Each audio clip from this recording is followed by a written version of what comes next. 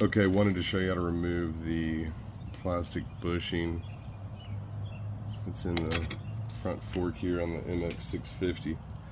What I found the easiest to do, take a small screwdriver, insert it into one side,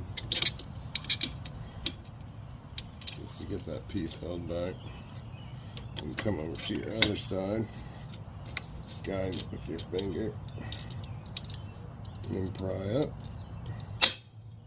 and she's still stuck. I'm kidding, this is hard to do, so there we go.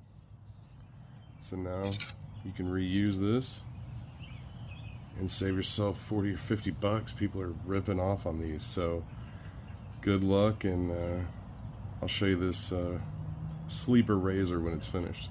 Thanks.